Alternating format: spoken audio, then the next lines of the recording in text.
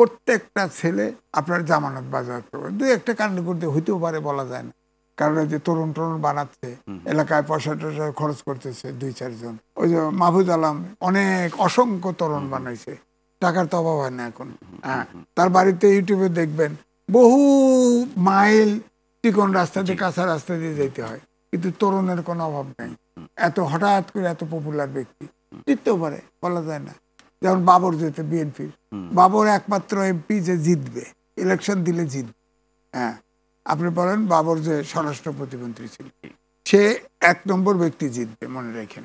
এত পপুলার এলাকায় ওরকম দু একজন বেড়ে যেতে পারে, বলা যায় না। যে ছাত্ররা বহু পার্টির থেকে বহু মতের ছাত্ররা এক জায়গায় আসছে ইলেকশনে, কিন্তু তাদের নিজস্ব মত কিন্তু যতই বলেন আলোড়িত হবে।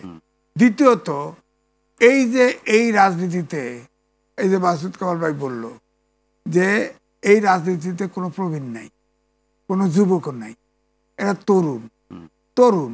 এবং আমি ওই সমাবেশে দেখছি কিছু শিশুও আছে।